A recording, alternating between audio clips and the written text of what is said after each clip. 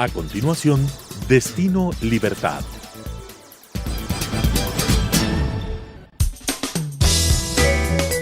Clasificación B, bajo supervisión de un adulto.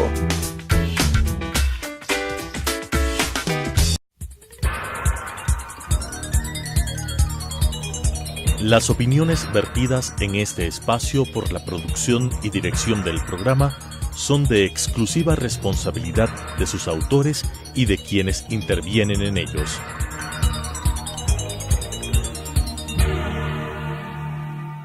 Telesucesos Canal 29 UHF presenta Destino Libertad, un espacio de crítica y construcción junto a los protagonistas del ámbito social, cultural, político, entre otros, con propuestas interesantes sobre temas de coyuntura, con la conducción de Cristina Reyes. Destino Libertad. Buenas noches, amigos, agradezco como siempre su sintonía. Es un gusto poder compartir una semana más con ustedes temas de interés nacional en su programa Destino Libertad. Hoy analizaremos las reformas a la Ley de Comunicación y para eso tenemos como invitado al abogado César Coronel Garcés. Él es analista político y además figura como uno de los demandantes de la inconstitucionalidad de la Ley de Comunicación, que paso le llevó también a la Corte Interamericana de Justicia. Bienvenido, abogado, gracias por acompañarnos en este espacio. Gracias a ti, Cristina, por la invitación. Sí, una precisión. Primero agotamos la instancia nacional, varios comunicadores, editorialistas de la época, yo escribía en Diario Hoy, pidiendo la inconstitucionalidad de la Ley de Comunicación en el Ecuador ante la Corte Constitucional, Corte Correísta, que nos lo negó. Y luego fuimos ante la Corte Interamericana de Derechos Humanos y ese trámite está todavía en stand-by porque además de que hay una inconstitucionalidad clara de la Ley Orgánica de Comunicación, hay una clara contradicción también de esta ley con todo el ordenamiento jurídico internacional de derechos humanos respecto a la regulación de la libertad de expresión. Perfecto. Ya hablaremos un poco en el detalle sobre esas violaciones. Bueno, hacer esa precisión. Pero en primera instancia me gustaría poner en contexto de nuestros televidentes qué significó la Ley de Comunicación en la época del correísmo. Regular los medios, supuestamente de excesos, pero al final se terminó convirtiendo esto en una ley mordaza, en un rector moral de los pensamientos, de la conciencia, en definitiva, en una ley que fue un instrumento de hostigamiento, persecución. ¿Es quizá acaso con la intención de perpetuar los delitos de corrupción de la época correísta? ¿Tu opinión? Es justamente lo que te iba a decir y te he escuchado, Cristina, en varios medios de comunicación decir que la Ley de Comunicación fue una herramienta más del andamiaje jurídico que se creó para de alguna manera tapar la corrupción y garantizar la impunidad. Y eso es la Ley de Comunicación. Pero yo voy más allá. Digamos, la libertad de expresión fue perseguida, mancillada y intentaron callarnos en muchas ocasiones a quienes hacíamos comunicación, opinión, etcétera. Pero en los hechos y en el derecho, es decir, en los hechos, las sabatinas, el hecho de que el presidente Correa rompa el periódico, diga que no compren a la prensa, poniendo las fotos de los periodistas y sus familias para que los ataquen en las calles. En los hechos hubo persecución y luego eso lo llevaron al derecho, que se terminó de perpetuar esta violación, no solo con la Ley de Comunicación, sino con la posterior inconstitucional, valga la redundancia, la inconstitucional reforma a la misma Constitución, pues no, interpretando esto de que es una aberración jurídica de la comunicación como servicio público. Entonces, la Ley de Comunicación fue eso, una traducción en el derecho de lo que en los hechos el presidente Correa venía haciendo, la persecución a los medios, el tratar de censurar, el tratar de callar a las voces disidentes y, por supuesto, generar miedo. Y te digo una cosa, Cristina, digamos, mucha gente quizá no lo recuerde, pero el presidente Correa desde el día 1 de su mandato, en lugar de declarar enemigo a la pobreza, la desigualdad, la corrupción, la inequidad, la corrupción, declara como su principal enemigo la prensa corrupta. Y no solo que hizo eso, sino que empezó a generar una serie de acciones, sobre todo de criminalización de la protesta social, como antecedente y antesala de lo que se venía después de multar, perseguir, enjuiciar medios. Sí, de acuerdo, en esa estrategia de estos gobiernos del socialismo del siglo XXI, los enemigos para ellos, supuestamente de la democracia, ponían en un sitial importante a la prensa, que tiene un rol fundamental de denunciar los actos de corrupción, de conectarse, de vincularse con la ciudadanía. Pero bueno, una de las figuras de esa perversa ley de comunicación que la aprobaron en el primer mandato que tuve como legisladora, fue incluir a la Supercom, crear este aparataje, andamiaje jurídico, administrativo, llamado la Supercom, que por cierto lo introdujo el ya hoy exalcalde de Loja, el señor Chato Castillo, porque los lojanos en un acto de dignidad le han revocado el mandato. Las competencias de este Supercom era sin duda sancionar a los medios por cualquier cosa. Vamos entonces ahora, me gustaría un análisis de lo que significó esta figura y un análisis de lo que propone el proyecto del presidente y muchos legisladores, que es la eliminación de esta figura, de la Supercom. El gobierno del presidente Moreno propone trasladar algunas atribuciones a la Defensoría del Pueblo. ¿Qué opinas de esto? Bueno, en primer lugar, decir que la Supercom fue algo que lo metieron entre gallos y medias noches. Ni siquiera se debatió en el Pleno de la Asamblea Nacional. Supercom, que como tú bien dices, fue aquel órgano de inquisición para tratar de callar a los medios de comunicación, multarlos y perseguirlos. Y te hablo del caso, por ejemplo, de Diario Hoy. Tal cantidad de multas les impusieron que ya llegó un momento en que fue imposible pagarlas. Era o pagar multas o pagarle a los trabajadores. Al final no pudieron pagar ni lo uno ni lo otro y el diario se tuvo que cerrar y luego lo incautaron, lo liquidaron, bueno, una serie de cosas.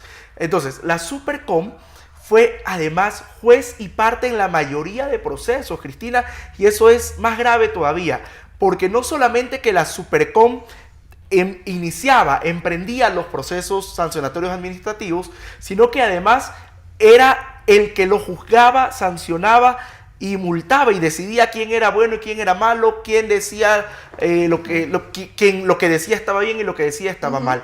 Entonces, no solamente que no fue debatido, se incluyó entre gallos y medianoche, fue una herramienta de persecución, sino que además fue juez y parte en la mayoría de estos procesos. Supercom, que evidentemente debe ser eliminada y sus funciones bajo ninguna circunstancia pueden ir a ningún otro organismo. Ahora bien, lo que propone el gobierno tiene una doble dimensión respecto a la eliminación de la Supercom.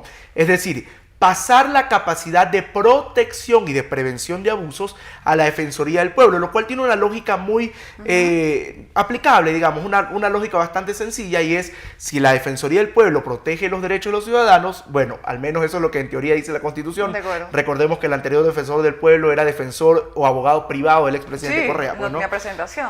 No tenían presentación de ese señor. Sin duda alguna, la Defensoría del Pueblo, en teoría, en Constitución, tiene esas atribuciones. Sin embargo, es importante, y eso también te he escuchado decirlo, Cristina, hay que limitar, hay que marcar la cancha, hasta dónde pueden llegar, esas medidas de protección, porque no vaya a ser que con la excusa de medidas de protección, la Defensoría empiece a aplicar sanciones, que sería además inconstitucional. Claro, conversábamos y discutíamos aquello de que si no solo los periodistas, cualquier persona en este país, no es que no hay responsabilidad en sus dichos y en sus opiniones, y que incluso eso en algún momento podría lesionar el honor de una persona, y eso está amparado en el Código Penal. Sí, solamente es una acotación, Cristina, y era lo que yo te decía antes mientras iniciaba la respuesta a esta pregunta.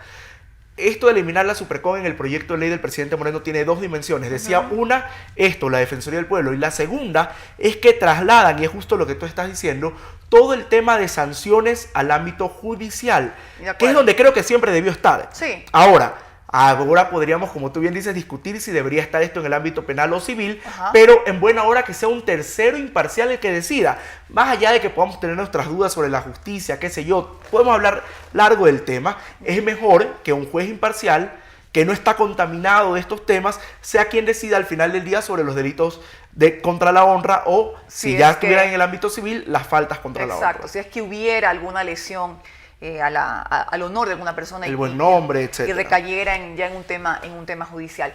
Por otro lado, me gustaría también ahondar en el tema del estado de propaganda que generó el gobierno del expresidente Rafael Correa, que evidentemente se abusó de recursos públicos, mencionaste las sabatinas, la excesiva propaganda.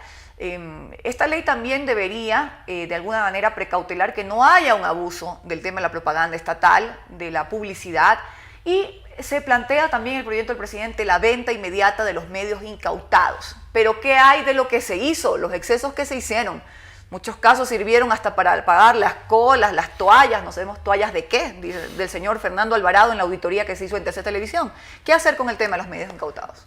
Me has preguntado dos cosas y las dos te voy a contestar. Lo del estado de propaganda es muy común, es muy, digamos, es algo recurrente en los gobiernos del socialismo del siglo XXI, y justamente nuestro común amigo Gustavo Tobar Arroyo, quien ha preparado un documental bastante bueno sobre Venezuela, toca este tema, el del culto a la personalidad, ¿verdad? Todos estos que se creen mesías y salvadores de sus países. Chávez en Venezuela en su momento, Castro en Cuba, Kim Jong-un en Corea del Norte. Te digo porque yo hice una investigación hace muy poco sobre esto del estado de propaganda, por ejemplo, en Corea del Norte, y es un tema totalmente arraigado a tal punto que incluso llegan al extremo de, en la frontera con Corea del Sur, construir edificios, rascacielos, que no están habitados, que solamente los iluminan para que desde el lado del sur digan, wow, qué desarrollado que está Corea del Norte, pero cruza usted la calle del edificio y no hay nada. Hay miseria. Hambre, miseria, escasez, etc. Todo esto, que no es otra cosa, además de culto a la personalidad, un disfrazar permanente de la realidad, eso es el estado de propaganda, es lo que intentaron hacer en Ecuador, y no solamente que es perverso a nivel político, sino que acarrea también responsabilidades porque abusaron, como tú bien indicas, de los fondos públicos, y parte, no sé si pequeña o grande, pero parte de ese abuso fue justamente lo que pasó con los medios incautados. Y como tú bien indicas, está bien que se vendan, ahora hay que ver quién los compra, luego de que los han quebrado, porque los han quebrado, de estar en manos privadas, no sé si las mejores manos, pero eran canales, digamos, pujantes, eran empresas que estaban muy bien, que tenían publicidad, que eran requeridas por las empresas privadas, haberse convertido en megáfonos del gobierno, lo cual le restó el principal elemento de un medio de comunicación, que es su credibilidad. Entonces, en ese orden de ideas, cuando entregan esta gallina, como decimos, de los huevos de oro. No, más bien todo lo contrario. Pero ya, o sea, la van a tener que vender a gallina gallina enferma. La recibieron como gallina de los huevos de oro y ahora es una gallina enferma. Una gallina enferma, porque recuerdo también que hasta las obligaciones patronales están ahí impagas.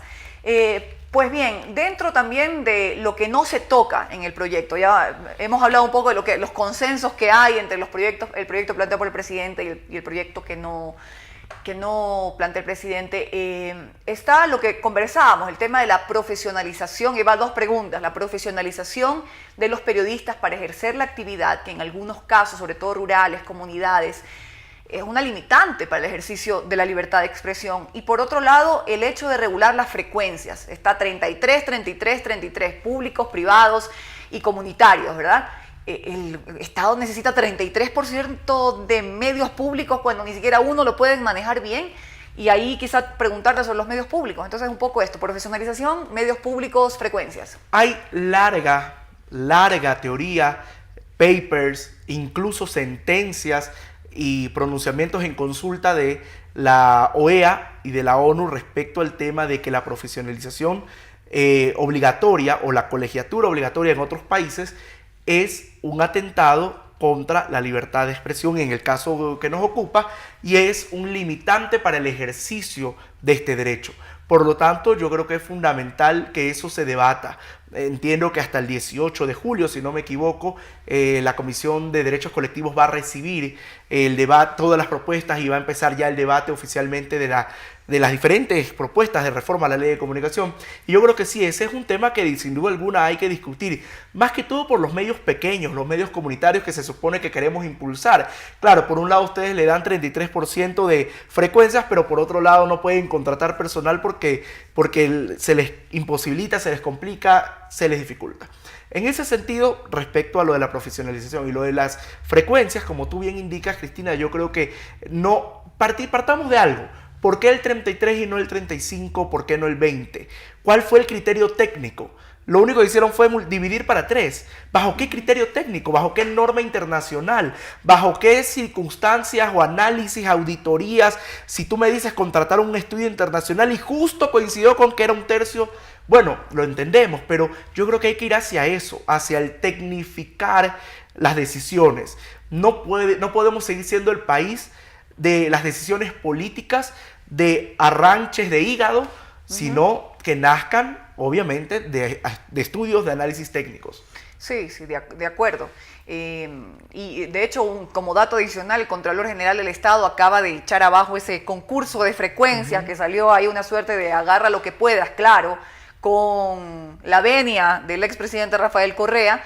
Y claro, qué clase de criterios técnicos había incluso para los canales o radios que tienen muchos años de experiencia, cuentan con los equipos, se ponían a competir en condiciones desiguales con quienes se llamaban colectivos ciudadanos incluso, ¿verdad? En fin. Pero Cristina, algo que yo quería, perdón, anotar, la importancia de hablar de estos temas, la importancia de que una ley de comunicación que es obligatoria, porque la Constitución y el mandato popular del 2011 así lo disponen, es un tema que sin duda alguna debe ser debatido en todos los espacios, y yo quería aprovechar la oportunidad para aplaudir la iniciativa que has tenido en las universidades de ir tanto en la asamblea en diferentes universidades del país a discutir con estudiantes, periodistas, con diferentes actores, porque eso se necesita. Se acabó el país, como tú dices, del oscurantismo y del correísmo, donde se tomaban las decisiones debajo de la mesa o entre gallos y medianoche. La ciudadanía tiene que participar, la socialización de las leyes debe ser real, y eso es parte de tu trabajo, y yo lo veo con bastante, digamos, lo aplaudo, pero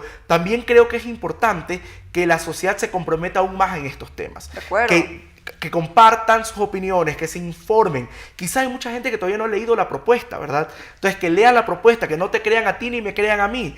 Tomen su propio criterio, que se informen, eso es fundamental, incluso en general para la salud democrática de un país. Sí, porque además, bueno, hay 9 propuestas. Una muy importante, sin duda, es la del presidente Lenín Moreno, porque ya marca una distancia del pensamiento correísta, ese pensamiento que agarraba todo, que concentraba todo, que quería...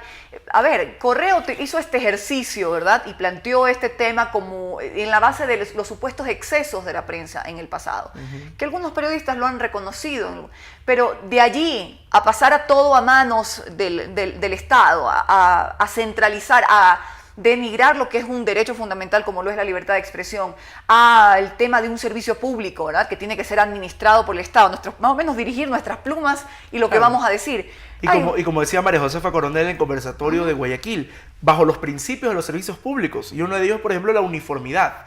Es decir, todo el mundo tendrá que hacer la pauta noticiosa respecto al principio de uniformidad, igual a lo que disponga la verdad oficial del gobierno, Eso porque el ente regulador era gubernamental. De acuerdo, eso es absolutamente terrible y tenemos que aprender nuestras lecciones, o sea, una libertad que la debemos ejercer no solo los comunicadores, sino todos los ciudadanos con responsabilidad, porque hay responsabilidad en lo que decimos y en lo que hacemos, pero hay una gran distancia en que el Estado administre, regule o concentre esos pensamientos o las expresiones de los ciudadanos, de los periodistas. Pues yo también quisiera preguntarte un poco sobre 2 figuras que fueron introducidas en la ley de comunicación, como fue el derecho a la rectificación y el derecho a la réplica. Que hay algunos que quisieran quitarla al ordenamiento jurídico. Yo no estoy de acuerdo. Sin embargo, sí hubo excesos por parte del correísmo para utilizar esto en el sentido de que a veces ni los aludidos, que efectivamente si se da una información errónea o se habla sobre una persona, pero a veces ni siquiera los aludidos hacían uso de esta figura, sino colectivos manejados por el poder. ¿Te parece que las figuras están planteadas correctamente como está en la ley o hay que hacer algunos cambios? Varias cosas. Primero, no es lo mismo rectificar que replicar, ¿verdad? La rectificación, para poner un poco en contexto a nuestros amigos televidentes, es cuando se emite una información errónea. Ahora, ¿quién determina qué es errónea y no? O sea, porque claro, yo puedo decir, Cristina Reyes está usando una chaqueta negra, pero alguien la ve gris, entonces es información errónea.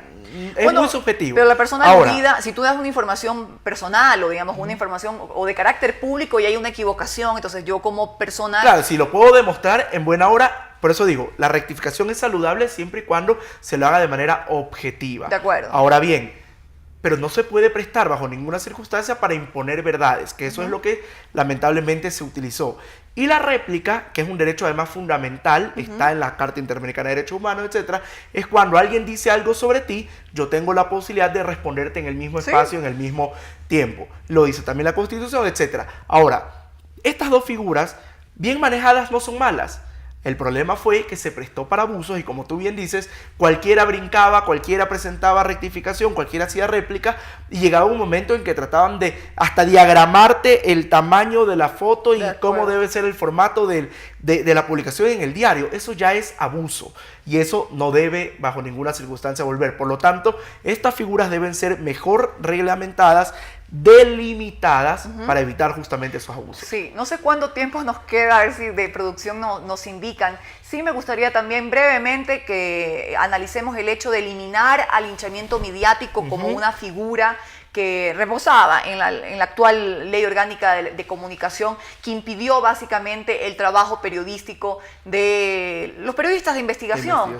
Tenemos 5 minutos. Brevemente el tema del linchamiento mediático y antes ya la pregunta final para cerrar el bloque. Yo aplaudo la eliminación del linchamiento mediático, no solamente porque trató de matar, de liquidar, de sepultar el periodismo de investigación, sino porque cuando tú regulas, Cristina, un derecho fundamental, no puedes hacerlo a través de normas subjetivas, porque das pie para que el aplicador de esa norma, el juez que va a aplicar esa norma, en este caso la Supercom, lo haga a su manera, a su arbitrio, de manera totalmente subjetiva.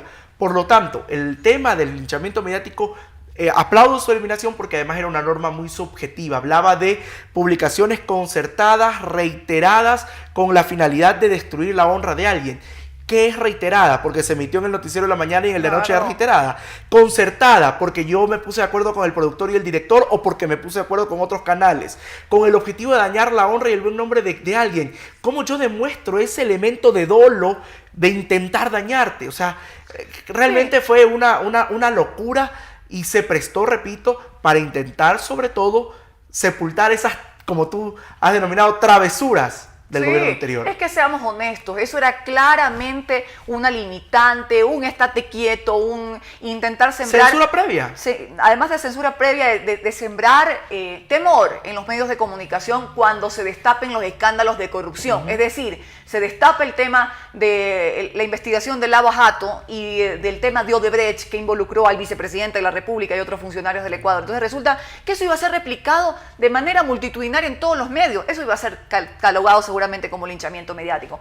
Ya para finalizar, César, este programa dedicado pues a las reformas de la ley de comunicación, informar a la gente de que junto a Fundamedios estamos haciendo varios conversatorios, talleres y foros en universidades del país. Esto es importante porque tú has mencionado la palabra participación. Así es. ¿Qué esperar del debate que ya está en la Comisión de los Derechos Colectivos? ¿Cómo hacer un debate más transparente, con acceso no solo a los periodistas, sino a todos los ciudadanos que queremos una ley de comunicación con un enfoque de derechos? No con estas triquiñuelas que inventó el correísmo para limitar la libertad de expresión. Bueno, primero las conclusiones a las que se va a llegar al final, entiendo de lo que he escuchado, luego de todos estos conversatorios a nivel de diferentes ciudades del país. Yo creo que ese documento es un documento valioso que va a recoger sobre todo el sentir de los ciudadanos, también de los periodistas directamente involucrados, también de diferentes actores. Eso yo creo que es vital. Pero más allá de eso, lo importante es que exista un debate abierto, más allá sobre crear o no una ley de comunicación con tales o cuales artículos, partir de lo importante, la defensa y la garantía plena del ejercicio de la libertad de expresión.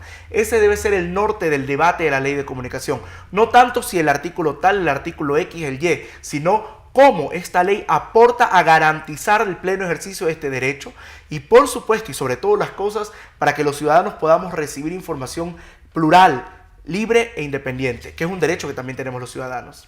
Muchas gracias. Gracias a ti por la oportunidad. César Coronel Garcés nos acompañó en este programa para analizar las reformas a la ley de comunicación. Invitarlos a ustedes también a estar pendientes de estas reformas y de este debate que ha iniciado en nuestro país, afortunadamente. Y agradecerles a todos ustedes por la sintonía, por los comentarios que nos hacen semana a semana aquí a través de la señal de Telesucesos, escribirnos a las redes sociales que aparecen aquí abajito de de esta pantalla, en Twitter, Facebook, sus comentarios y sugerencias. Cerramos este programa agradeciéndole a todos ustedes por su sintonía en esta nueva edición de Destino Libertad.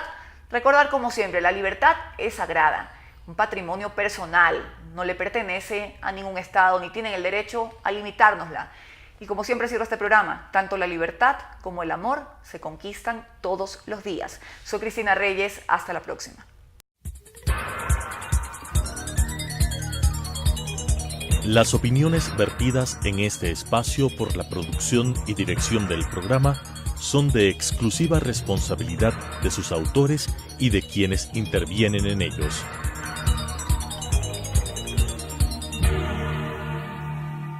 Telesucesos Canal 29 UHF presentó Destino Libertad, un espacio de crítica y construcción junto a los protagonistas del ámbito social, cultural, político, entre otros, con propuestas interesantes sobre temas de coyuntura, con la conducción de Cristina Reyes. Destino Libertad,